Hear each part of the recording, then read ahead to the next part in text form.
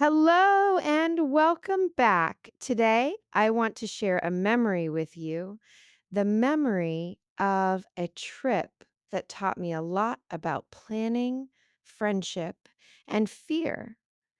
It was 3 years ago, just after I'd finished university. I wanted an adventure, something big and unforgettable. If you're planning any kind of trip outdoors, you really must listen to this story. It's about a mistake we made that could have been dangerous, but it turned out to be the most important lesson I have ever learned. For months, my friends Sarah and Tom and I had been talking about a hiking trip. We chose Mount Willow, a beautiful but challenging mountain range in the north of the country. We looked at the weather forecast, and it promised sunshine for 3 days. We spent a whole day shopping. We needed new boots because our old ones were looking terrible. We bought a new tent, strong rope, and a lot of packaged food, mostly energy bars and dried fruit. We should have also checked the quality of our map and compass, but we were too excited to think of everything. I had been focusing only on the positive parts of the trip, ignoring the possible problems. In the morning, we left. We met at the train station. The platform was almost empty. Sarah was carrying a backpack that was much heavier than mine. I remember thinking that this trip was going to be fantastic. The train ride took several hours. We passed through flat fields and then small, charming villages. We were laughing and telling old stories. By the time we arrived at the mountain based town, the afternoon sun was starting to look golden. The town was small, but it had a cozy, rustic feel. We found a little restaurant where they served simple, warm soup. We ate early because we had to start hiking as soon as the sun rose the next day. We went to bed early, hoping for a good night's sleep. The next morning was perfect. The sky was clear and blue. We started walking.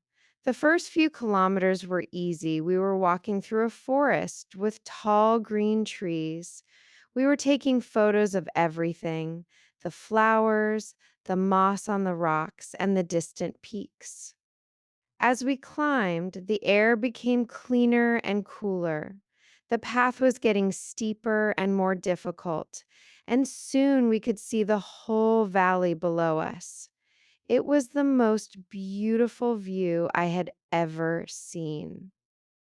We stopped for a break. While we were resting, we looked at the map. We had reached a point that was halfway to our planned camping site.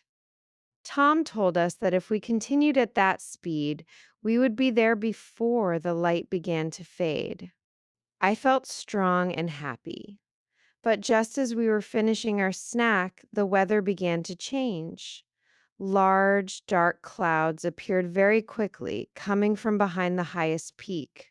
The wind suddenly started to blow, and it was much stronger than before. Sarah looked worried. She said the forecast had promised sun and asked what we should do. Tom looked up at the clouds. He explained we must hurry. He said if we didn't move faster, we might get wet and the temperature would drop a lot. We packed up immediately and started walking again. But now we were walking with a sense of urgency. We had left our sunny morning mood behind. We had been walking for nearly an hour after the weather change when we came to a tricky part of the mountain, a crossroads. The main path, which Tom had planned for us to follow, continued straight up, becoming a very steep and rocky climb. But there was another path which went down and around the side of the mountain.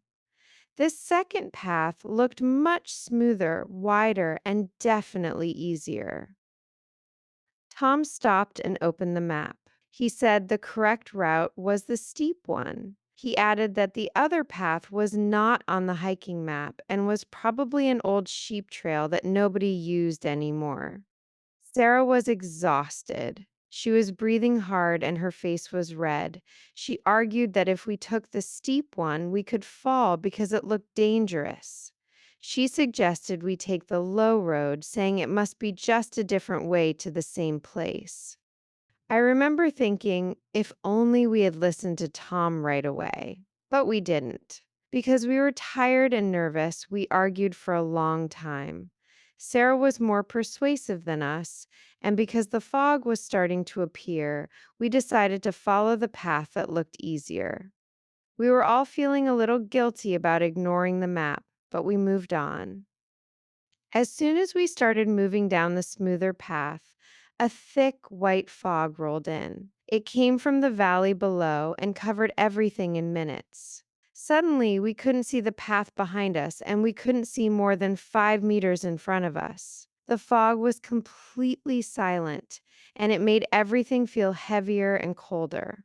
We knew almost immediately that we had made a serious mistake. We were walking further and further away from the main trail. We had been going the wrong way for maybe an hour now, and we were wasting the final hours of light. Tom whispered that his phone was not working and there was no signal. We stopped. The silence was terrifying. I had never felt such fear. My hands were shaking.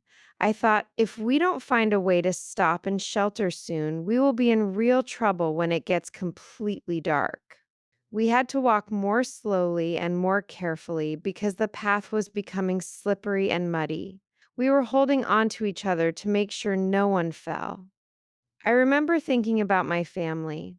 I wished I had told them exactly where we were going. This was a moment when I realized how unimportant all our university stress had been. The only thing that mattered was surviving the next few hours. We were walking for what seemed like forever. We were soaking wet from the thick, cold fog. We were starting to panic when Tom suddenly stopped. He pointed and said he could see something. Through a small break in the fog, we saw a dark shape, a small wooden structure. It was clearly an old mountain hut, probably built by a shepherd many years ago. It was exactly what we needed. We ran towards it, our boots splashing in the mud. The hut was old and the door was almost falling off, but it was still locked. Tom took out a small tool he had brought, and, with some effort, the lock was broken. We pushed the door open and stepped inside. The hut was dusty and cold, but it was dry. There was a simple wooden bench and a small stone fireplace. We were relieved that we had found this place. If we had continued in the fog, we would have been unable to set up the tent in the dark. We took off our wet backpacks and jackets. Luckily, we had packed a small emergency stove, and a little dry wood had been left near the fireplace. We managed to start a small fire. Soon, the little hut was filling with smoke and warmth. We felt a deep sense of safety. We sat by the fire, eating the last of our sandwiches. The wind was howling loudly outside, and the rain was hitting the roof. We knew we must stay here until morning. We talked about the day. Sarah said she was really sorry for insisting on the easy path. Tom explained that he felt responsible because he had been carrying the map. I told them that the experience had taught me that sometimes the hardest path is actually the safest. We had learned a lesson of humility. We agreed that the most important thing was that we were all together and safe. We decided that, from now on, we will always trust the map and our research, no matter how tired we are. We realized that we were better at hiking now than we had been 24 hours before. The next morning, the sun was bright. We woke up feeling refreshed and ready. The fog had disappeared and the air was crisp. We found a clear trail that took us straight back to the main route. The walk down was easy and beautiful. We were constantly stopping to look at the amazing scenery that the fog had hidden from us the day before. We felt like we were walking on the right path, both literally and figuratively. We had survived the adventure, and it had changed us. We made it back to the town safely, feeling tired, but mostly grateful. This trip was a difficult one, but it has given me a story and a lesson that I will never forget. I hope you have enjoyed this journey with me. This experience has proved to me that even the biggest mistakes can become great stories. What is the most challenging situation you have ever been in while traveling? Would you choose the easy path or the right path? Let me know in the comments. If you want to hear more real life adventures and practice your English, please remember to subscribe to our podcast. Give this episode a like if you found the story interesting and share it with your friends who are also learning English.